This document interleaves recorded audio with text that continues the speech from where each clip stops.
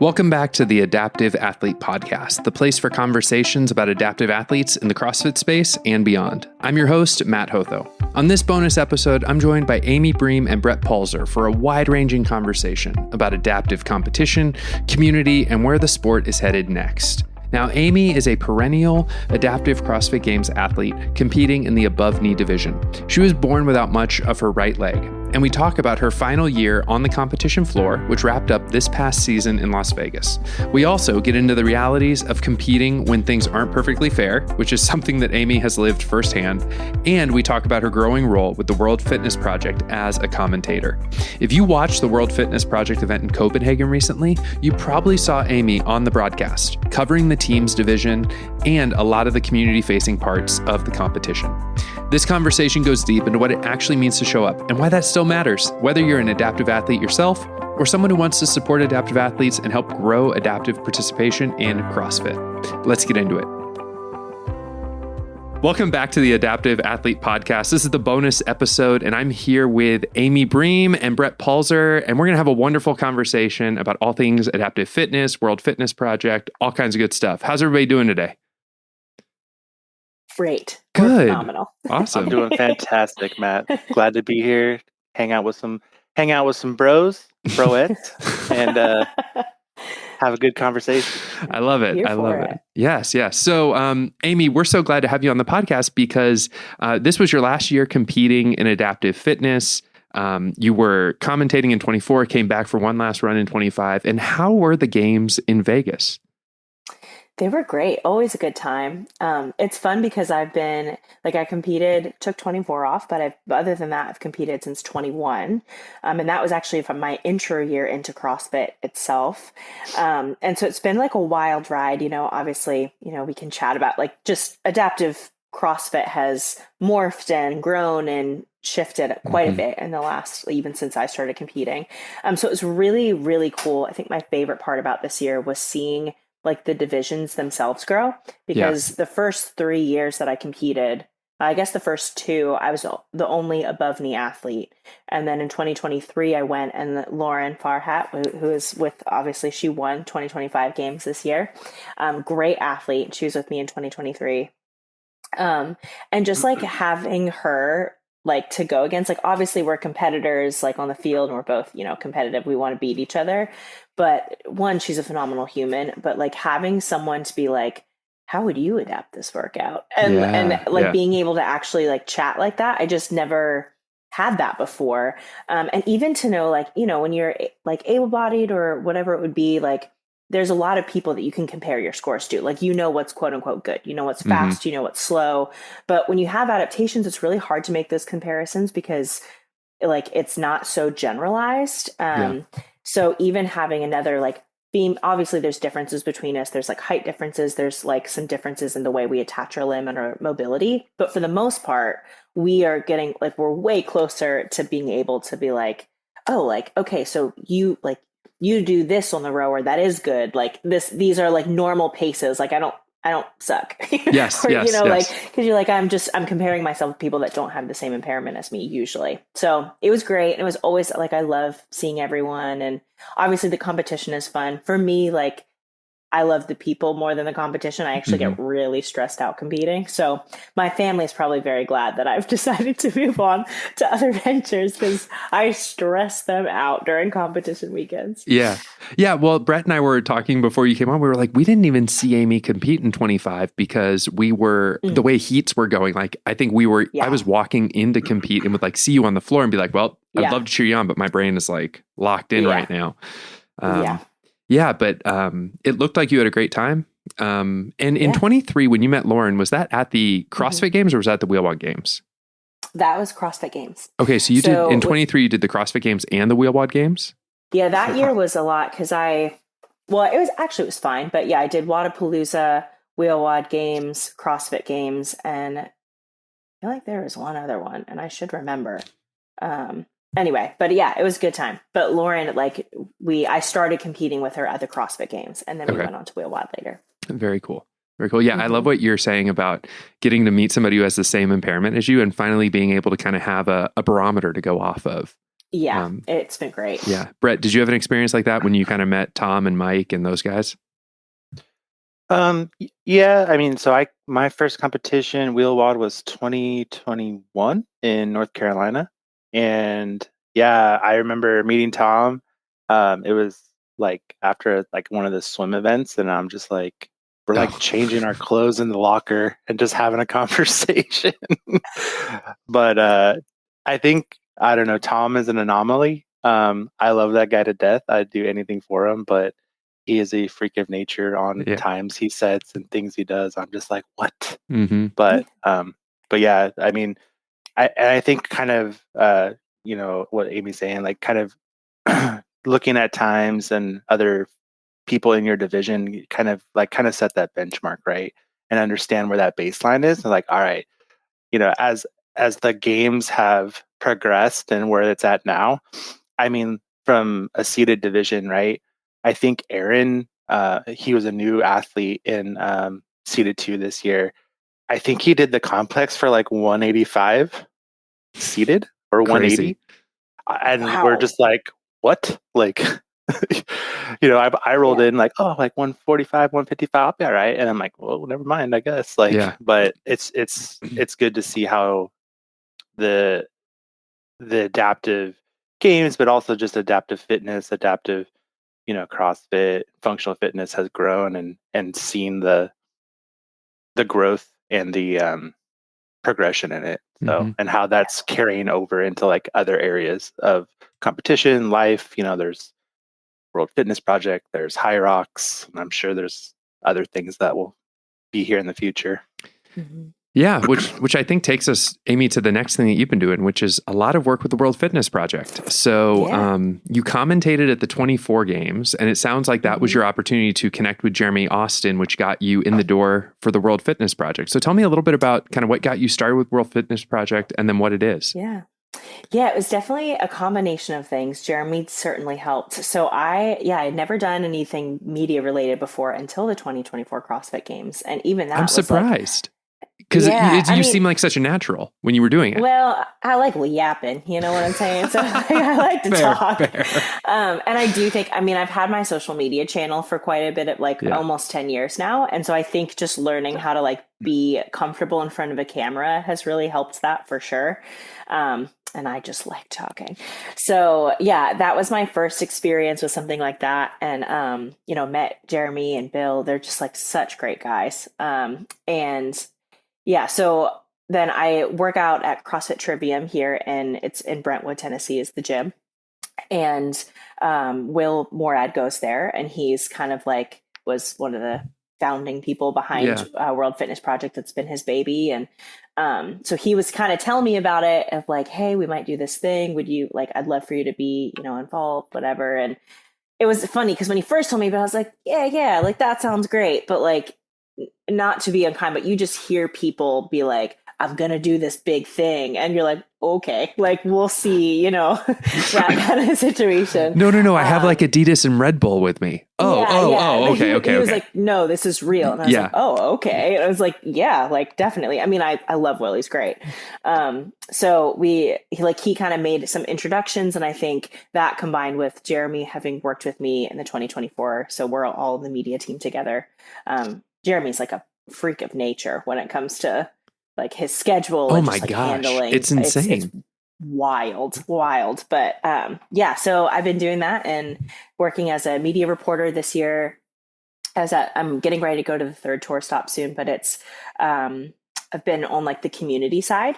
So I have been interviewing the team divisions and covering a lot of the community stuff that's going on, which I love. It's been a blast. Yeah. So you're flying out to Copenhagen is where Tour Stop 3 is?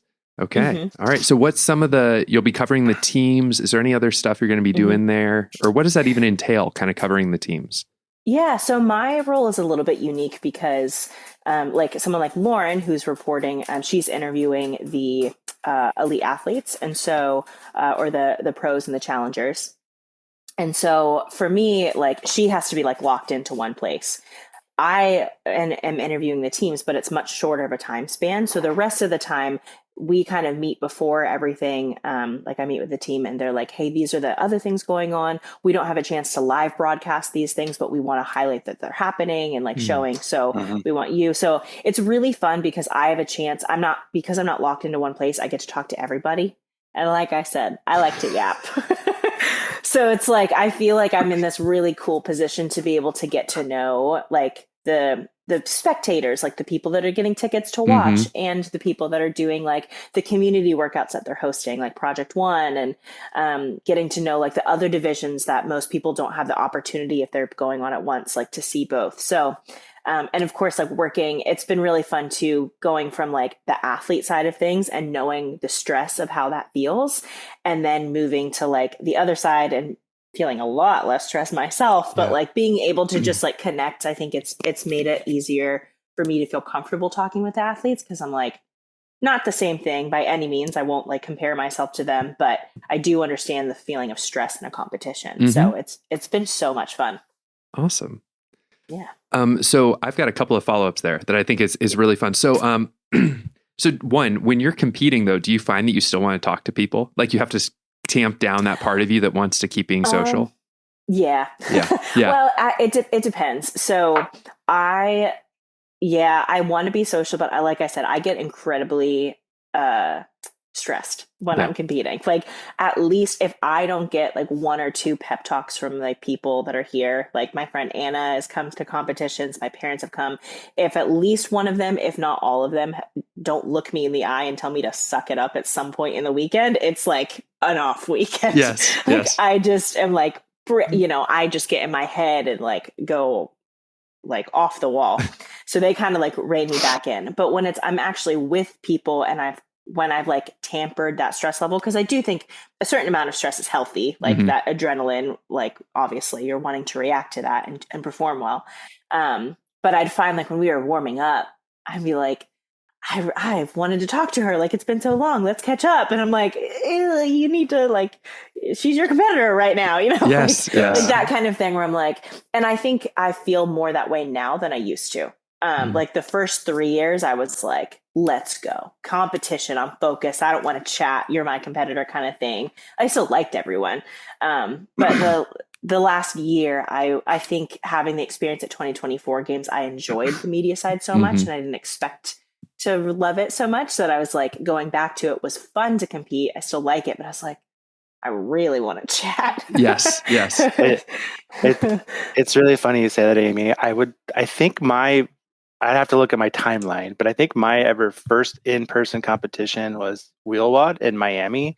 And I remember being in the warm-up area and seeing you with your coach. I don't know who your coach was at the time, but you were like in the zone and I just kind of wanted to introduce myself. And I'm like, nah, we're all trying to get ready. I'll yap at her later. So it's funny how you explain it. Cause like I've seen that with you, you know what I mean? Yeah. Just observing. Right. Yeah. And then like cut to this year, right? It's like, I don't remember. I know you and I messed around doing some dumb video or something like that. But I think I was like I think it was during award ceremonies, I think. So it was see it go from like, up here. And I totally get it. And I'm sure Matt, you get it too. It's like, your competing stress level. Like I had a ton of stress this year at the games as well.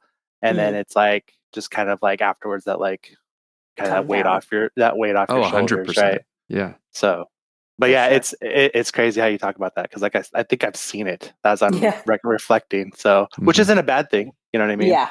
No, I was definitely I had a lot of people in the first few years be like, I saw you, but you seem pretty locked in. So I didn't talk to you. And it's like, well, I was.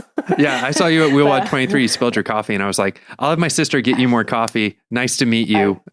See you another time. This day. Yeah. You saved the day. If you only knew how much I needed that coffee in that moment, truly, it was saved my day. Well, I will let my sister know. She did. She saved the day. So she saved the day. It was wonderful. Yeah.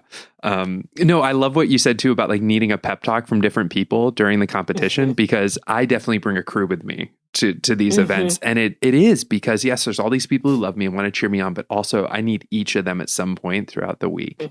Right. One of my competitors got a little jealous and was like, why do you have all these people with you? And I'm like, if you only understood what it does for my mental well-being. I have an interesting take on that.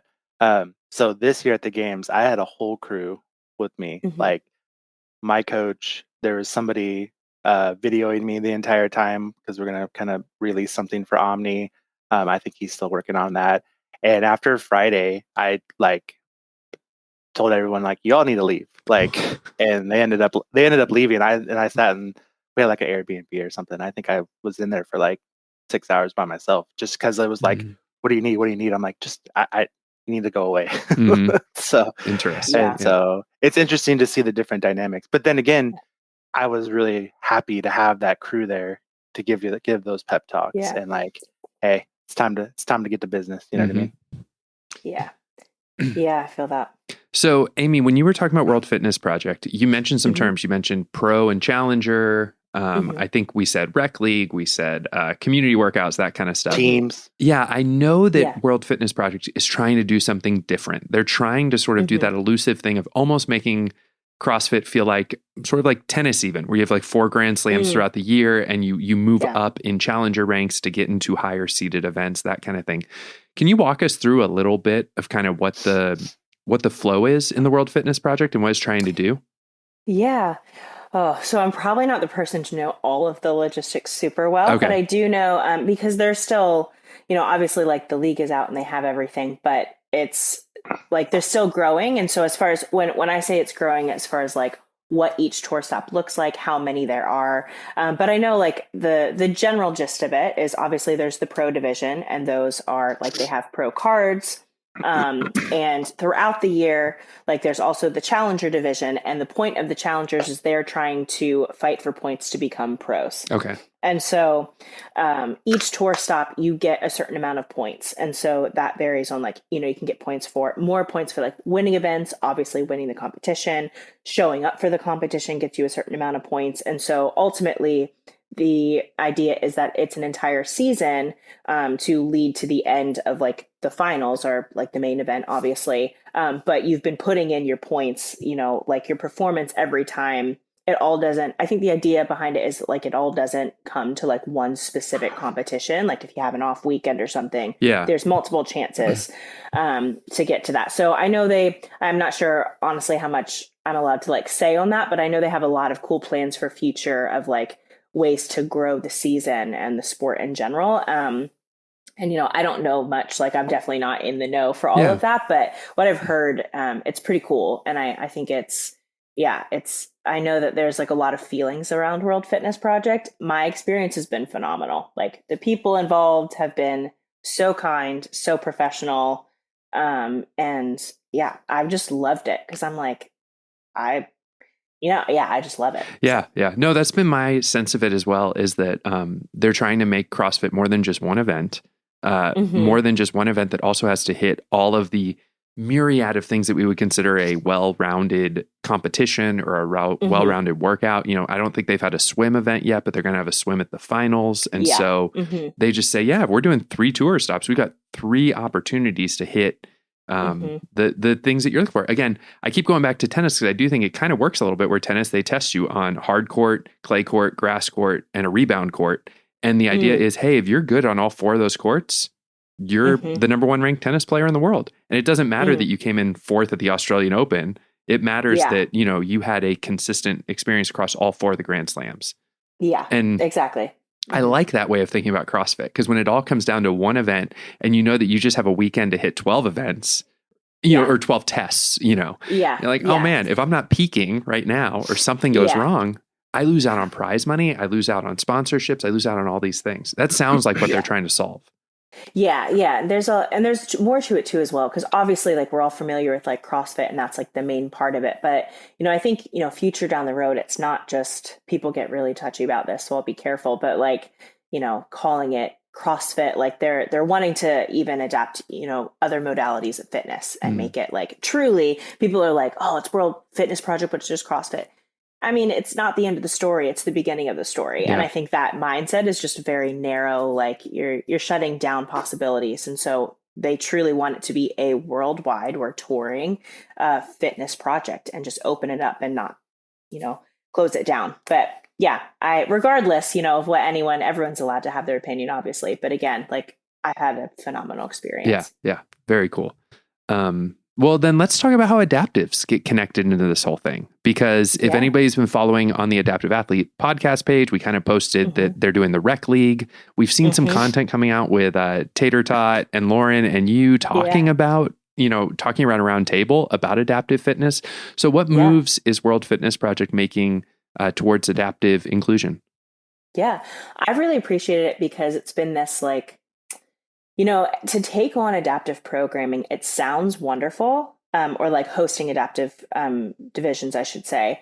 It's a project. It's not easy. There's just so many nuances, and obviously, like, we understand that. We've seen the behind the scenes. I always say, like, again, we know every adaptation is like someone's thumbprint. So, you can be an able-bodied athlete and be mad that there was more wall ball programming because someone is 3 inches taller than you, but like, exacerbate that times 1,000 when you're dealing with different adaptations and you're trying to make an even competition. So anyway, I say that to say it's not an easy feat. It's definitely not as easy as people from the outside looking in would assume that it would be. Even if they think it's hard, it's harder than they think. Yeah. So it's true. So I in the beginning of everything, Will came to me and he's like, hey, just like, we want to host adaptive. This is important to us. Like, we want to, what are your thoughts on that? Whatever. And obviously it's just my opinion, but I'm like, I think that you should. I think that's awesome. I like, do it well. So don't rush it. Like, that's my just personal take. People can agree, disagree, whatever. So I'm like, if you're going to host like specific adaptive divisions for that, I think that's great. And I think you should add a little bit at a time and let it grow naturally. And so I love that. I think, the first tour stops, they were like, such a big event first year. They're like, we're focusing on these things. Okay, now we have even from the media team side, I see we do more every time. And so I'm excited that they're adding adaptive now to the rec league. And, hopefully that continues to grow and it can be in like different, even bigger forms of competition in the future, maybe. But I think it's a great place to start. I just think it's important for adaptive athletes to have opportunities to compete, whether or not it's like specific adaptive divisions or just like showing up and being there. So I'm really looking forward to seeing it. You said that how many athletes signed up for Rec League? We think? I think there was 40 the last time I checked. Which is just super cool that for the first time they're doing this, 40 of us decided to kind of sign up, give it a go. Submit some scores and see what happens. I think a winning score in your division gets you 6 months of pliability. I think I read that. So amazing. Yeah. So I love it. I think they're, I'm always like, let's start. I mean, my arguably my entire like story of like competing in adaptive CrossFit and fitness is just like, start it messy and see where it goes. And so I think, no, I'm not saying that World Fitness Project is starting messy, but I'm like, just start small and like go from there. Your things will come up that you don't expect and like the spectators don't expect, and let's just like keep going and see where it goes. Yeah, I think I think your story is a testament to that too, because your viral moment from the 21 games was when you were in the wrong. I mean, you were just, the programming was not fair. What? I said it was in last place. Yeah, right. Because your adaptation is the hardest one. If they're just doing lower extremity and you're up against BK athletes or lower minor, like you're missing your whole leg. You don't have a knee. Like But so let's talk about that for a second, actually, like kind of the messiness of kind of adaptive inclusion and that kind of stuff. What's your opinions on that? Kind of, does it have to be perfect? Do we need our own like floor? Do we need to be a main featured thing? Or is it just good enough for us to show up with able-bodied athletes but tell our story? So I think it depends. I can't speak for everyone, certainly. I think it depends on like why you're doing it.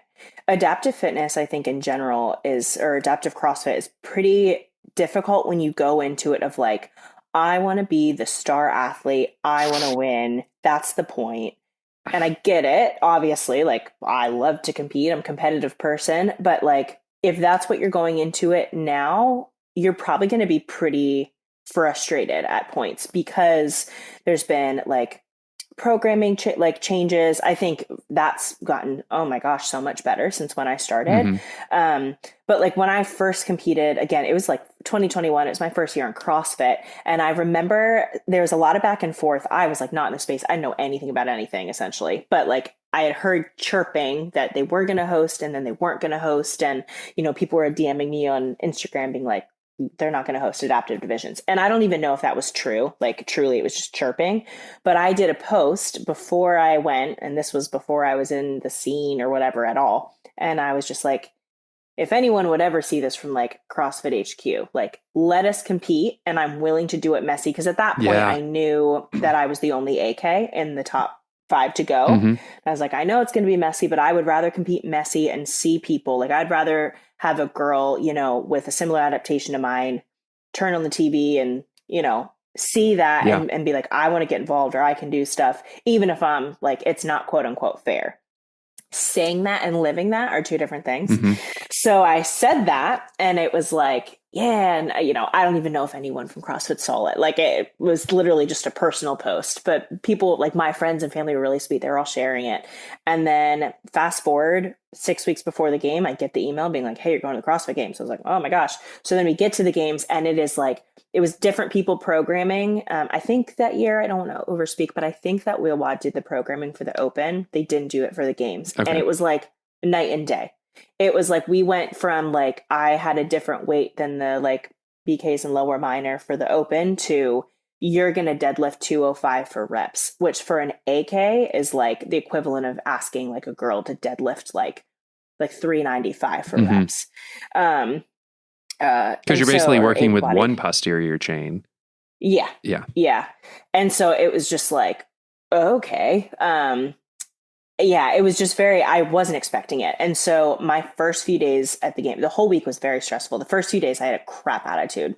And my sister, shout out Megan, she is lovely and will speak the truth when I don't want to hear it. She texts me because my family was all texting me. They like saw, and my coach was talking to them, and they were like, oh, she's going through it. And again, like every competition, at least one of my people has to have a talking to. And she texts me at like 2 a.m. I still save the text on my phone. I still have it. And she was like, hey, I'm up. She had I think one of her sons was like 2 at the time. She's like, I'm up with Christian, and I'm like thinking about you, and I see you on camera, and I can tell that you're mad. And she's like, I can't imagine how this feels. But she's like, when you signed up for this, you wrote, I would rather show up when it was unfair than not show up at all. And she's like, now you're living that, and people are watching you, whether you think they are or not. And that changed the entire week for me. From then on, I was like, I like showed it to my coach. I was like, dang, like I needed to hear that. And so from then on, it was just still losing.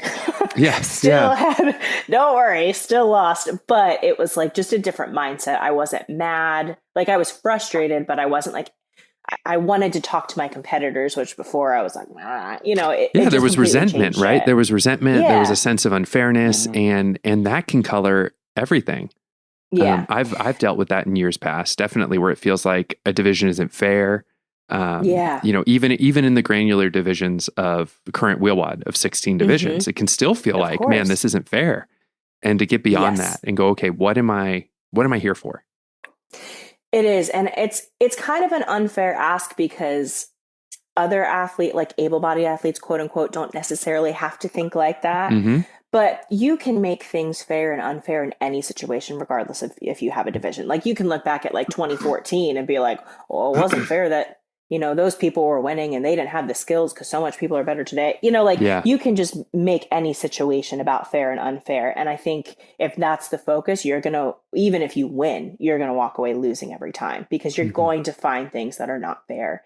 And so it's really hard to say this, and I have lived it. Like I understand how hard this ask is, but I'd say like if the point is growing adaptive divisions, so many times adaptive athletes, myself included, have to swallow pride and like very, very valid, good frustrations that they have. It's not about throwing away or saying it doesn't matter, but it's like, it's not the main focus now. The big focus is let's grow this. Let's let, like the only way it grows is if non-adaptive eyes see it, right? Because they need to know what we're capable of. So it's like, hey, swallow your pride. Like maybe it's not your ideal, but like show up and show that you're like a badass athlete and that you can do it.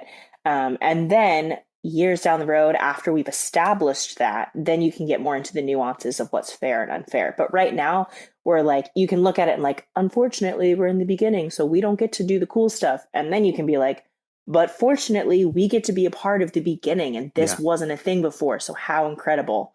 So it's a give and take for sure. And there's something that you said at one point on social. I don't remember when. It was maybe a throwaway comment, but you said like, hey, there are able-bodied athletes at my gym that if they had the same disability as me would be better, Murder be me. fitter than me. Yeah, fitter than me, right? Yeah. And that stuck with me because that's absolutely true. The fact that I am able to compete in the 2025 Adaptive CrossFit Games is because there are just not that many people with cerebral palsy that enjoy doing CrossFit. You know, like I don't work out more than 4 times a week. 5 times a week, if I'm honest. Like I don't have the work ethic of an able-bodied competitive elite athlete. So when, so like if you're thinking about complaining about where adaptive CrossFit is, like, am I actually putting in the work to be an elite level athlete first before I start that level of complaining about it, right? Yeah, I absolutely love that you said that because I think that's like kind of a hard thing to say. Sometimes people don't like to hear that. And it's like, hey, because I've heard comments like thrown around like, you know, we're the real ones. Like they don't know, they couldn't do it. I'm like, it would be really hard for them. They would have a lot of physical and like mental pain, but like they could do it. Like I am next to them and I see their like, Will beats my butt in a workout. Like, and it's like pistol squats, everything, like he's got it. Like, and it's like, I don't see that as I just don't think that mindset is helpful.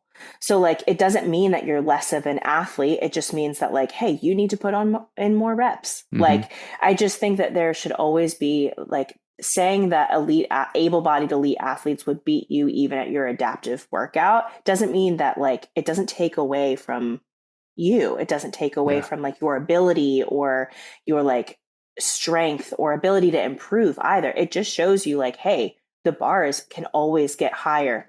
Very much myself included. When I started working out with Lauren, that was like such a good kick in the butt for me because I couldn't use any excuses of like, well, I'm an AK and no one else is. I was like, she just beat my butt. And she, in a lot of ways, is more disadvantaged in certain movements than me. And so it's like, nah, girl, you just didn't have it then. Like she was just straight up fitter than you. And it's been like, that's needed. So anyway, I think that'll make us all better athletes down the road. And but to go back to the idea of growing the sport, I think growing the sport comes from what you were saying about like getting out there, being visible, competing when you can so that non-adaptive eyes can get on it and see it. And your story's been a testament to that because you've got a couple of sponsors, you've got a couple of organizations that you work with now, and you've done that work.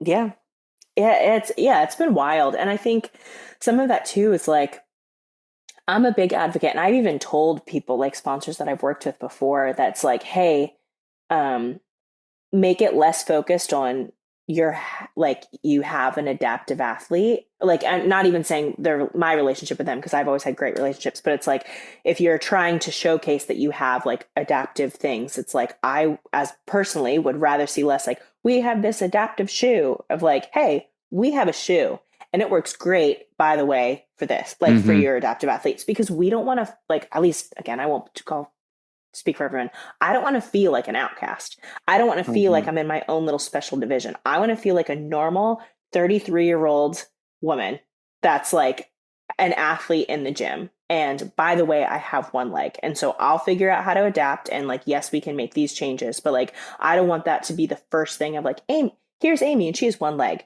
Like, it's like, that's just like a part of it. And I think that mentality is really important in competition where it's like, yes, we obviously want fair competition, but while we're growing it, it's like, don't let that be the main facet of your personality. Just be a really, really hard worker and a really good athlete. And then, by the way, you have this adaptation. Yeah, you don't want that to be your identifier, essentially. Yeah. Just my opinion. But. Yeah. So I think that's an important opinion because, and I agree with a lot of it, because one thing that adaptive CrossFit has given me is an ability to find purpose in my disability. Which I think you've even shared that a little bit, Amy, about kind of how you used to hide the fact that you were missing a leg, right? Well, now I don't feel so bad about hiding that I have cerebral palsy. It's not a part of my, it's not the only identifying thing about me. I still have all these other things that I'm working on and growing on and all that kind of thing. And now I've integrated this resiliency that's come from being an adaptive athlete into that. Yeah. but it doesn't lead from Yeah. there. Yeah, absolutely. I think that having an adaptation of any like physical disability, whatever you'd like to call it, it's this is going to sound so cliche, but it's like an opportunity to grow because you have, I like to put it as like, you have a lot more built-in opportunity to overcome adversity than most people, because people aren't, myself included, I'm not going to choose the harder route just because I can. Like if I have two choices and one of them is like efficient and easier, I'm going to do that. But if I don't have another choice, then I'll do the harder route for the most part. And I think like just because you have a disability or an adaptation, like it doesn't automatically mean that that's the case. You still have to make that choice, but you have more opportunity built in than most. Mm-hmm. And so I do think, like, again, I used to hide my leg. Like, I just used to see it as something of like, not to be ashamed of, that's a little dramatic, but just as a negative. And really, like, I've seen how much it's helped me, even since, like, I definitely didn't work out as a kid or even until really a few years before CrossFit. Yeah. But I know that me having to figure out how to keep up with my friends with one leg as a kid made me way more stubborn when I started CrossFit, because it was just like, it wasn't about having one leg. It was just like, CrossFit has new skills, but I figured out how to keep up with my two-legged friends so I can figure out this skill. Yeah, that's right. That's right. Like that's helped me a ton. Yeah. So. Yeah. Yeah. Well, as we kind of wrap up the conversation a little bit, Amy, I realized we kind of started this conversation wanting to talk about World Fitness Project. And then because it's three adaptives on a podcast, we got talking about, the nature of being adaptive athletes, which happens, and our opinions around that. But I want to draw us back to World Fitness Project real quick so that people can do something kind of actionable from this, right? So how can people follow World Fitness Project, keep connected with what's happening in that adaptive space of the World Fitness Project? Yeah. Well, I think on a very like accessible level that doesn't require much of anything is to like follow it on socials and just like see what's going on, see like, check in the live stream during like tour stops. And even if that doesn't work, just stay connected with what's going on. And, 2026 is coming. I'm sure they'll be announcing like their tour dates and their divisions and everything, for the coming year. And I think beyond just like, following along is a big help to be aware and to tell people, even if you're not interested, like you can tell your friend who's interested, you're like, I wouldn't compete, but my friend would, like, just tell them about the opportunity. And then if you do want to take more action, obviously like showing up in any capacity, whether it's, I've met so many cool people through it of like, as far as just, hey, they're in the area, they're going to go watch, they're going to join the live stream, they're going to get a ticket. Like they're going to volunteer. Like I met so many volunteers who were just like, we just like it. So we're like, and from the first event that like, I mean, again, for what I do media, like I'm like talking to a lot of the volunteers and like helping make those videos as well. And it's been so fun because like there's this one volunteer, Terry, and he's like my favorite. He just had like the best attitude ever. And I don't know if he'll be in Copenhagen, but I met him in Indianapolis and he's like, I've never done this before. Like, I'm just kind of showing up and seeing what happens. And I was like, Terry, volunteering your time for like 4 days, like travel, like all the thing. And I saw him in Phoenix and I was like, oh my gosh, like and he was like, I had so much fun, had to come back. I'm like, this is like, yeah. So obviously if you want to go like all the way route and, show up in that capacity, I think it's phenomenal, but I don't know many people, if any, personally, that have like showed up and been a part of it and given it a shot and being like, that was terrible. Like, I mean, I'm biased clearly. Like, I don't know if people will like tell me that, but every feedback from someone who's like tried and been involved, even as far as like the adaptive conversations, like they flew, Lauren and Tim out to have that conversation. It was just like, hey, like we don't have the capacity to like host adaptive divisions, but we want people to know that we care about this conversation and we don't know about it. So we're going to have people that know about it discuss it with each other. Like just having that willingness, like I didn't come up with that. I didn't sell that. Like I want to have this conversation. They came to us and did it. And I just love that. Yeah. So that's really cool. Anyway, how do you feel about Copenhagen in December? I am so pumped. Okay. I know that it's going to be cold. But so cold. But the hotel that we're staying at is like right next to the venue. Okay. So apparently, I have a nice warm coat. I'll pack warm, but I am I've heard that Copenhagen is like really pretty in December, like they have Christmas stuff. And I'm literally like it being the third tour stop and now being able to work with like the same people for the most part, every tour stop. Even if it wasn't in Copenhagen, I'd be like, I can't wait because I can't wait to see these people. It's been like so fun. And that includes everyone from like spectators to media and volunteers. So, you know, Amy, I think you make a ton of great points regarding the adaptive community, whether that's CrossFit, whether that's WheelWOD, whether that's World Fitness Project, is just showing up, right? And being there to support not only, I don't want to call it a movement, but let's call it the growing sport of adaptive fitness, right? yeah. And there, I think it's good to have that mentality of just showing up and being there. For me personally, competing and seeing it grow, I've met so many people throughout the years, and I talk to them all the time. I would never think I'd be good friends with a guy in England or in Dubai. It's crazy. Yeah. And like now when they text me, it's like 2:00 in the morning. Right. It's like 2:00 in the morning. And I'm like, dude, I'm sleeping. Leave me alone. Like, but when I text them back, it's probably 2:00 in the morning their time. But just that community, because I think the adaptive, no matter what your disability is, it's a giant melting pot. And I think we can all learn from each other, and not only from a fitness perspective but also from a life perspective. Just like I take for example, one of the guys I competed with this year, Lawrence. He shot me a text. He's like, hey, I'm gonna be in your neck of the woods, like, you want to come ride a dirt bike? They have adaptive dirt bikes. And I said, I would love to do that, but I made a promise to my wife that I would never jump on a bike again. So that's a no. But what I'm getting at is that it's like, if I hadn't shown up to an adaptive, I wouldn't know they had adaptive dirt bikes. You know what I mean? Yeah. So just the able to like kind of grow into different adaptive, aspects, and then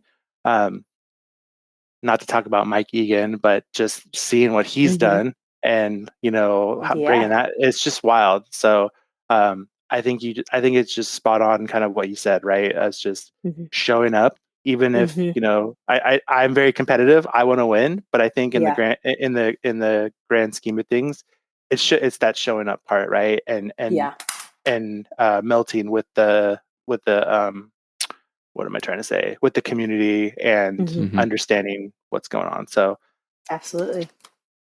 Cool. Well, Amy, thanks so much for joining us, for just kind of telling us a little bit about, your journey, but also kind of what exciting stuff is coming out for World Fitness Project. I know you can't share a whole bunch of stuff that's going on in 2026, but we'll follow them on Instagram, keep up with it, kind of see what's coming up. So that'd be awesome. Yeah, and we'll watch you on YouTube to see you doing all of the commentating. Oh, one more thing about World Fitness Project that I just loved, and I wonder if this caught you by surprise too, was the lighting for the events. Does that translate in the room? Because the first time I saw it on YouTube, I was like, this is amazing. I can see like where athletes are by how they're kind of turning lights on and off as you move down the field. The full red when time hit. Yeah, it's pretty bomb. I'm not gonna lie. Like I don't know how to, like, obviously I don't know anything from the production standpoint, but it's very clear the team is like, and the amount that they've done and the time frame that they've had is insane. Yeah. But yeah, I love like Hotho is a big part of all of that. And he just talking with the team of seeing like their mindset and like, we like dreamed it up this way, and this is like seeing that actually come out on the floor. I think it's pretty epic. It's cool. Yeah, because this is the thing. Oh, go ahead, Brett. Oh, I was just going to say, that when I first saw that, it really reminded me. I don't know how familiar you are with like wrestling. Not WWE or anything like that. Like college wrestling, like collegiate wrestling. It's very much similar. Like I wrestled in high school, and it was like, hey, when you're like main event, all the lights go off, and then there's just spotlight on that match. And so when you go into college, like Iowa, the big wrestling, I still kind of watch. I really like wrestling, but like that's how it is. It's like that's what I'm like. Oh man, they're like they took a page from wrestling. That's awesome. Not Stone Cold Steve Austin wrestling, like nice, or John Cena. Great. But Yeah, that's great. Cool. Well, again, thanks so much for being with us, Amy. And we will catch you next time. Thank you. Thank you. Thanks again for listening to this episode of the podcast. My thanks again to Amy and Brett for such an honest conversation. These aren't easy topics. Talking about the messiness of adaptive CrossFit rarely comes with clean answers. I know many of us wish there was more clarity, more consistency, better communication, but growth often starts before everything is figured out. Now, if this episode resonated with you, follow the World Fitness Project, keep an eye on what they're building, and share this episode with someone who cares about adaptive sport and where it's headed. We'll be back soon with more conversations. Until then, talk to you later.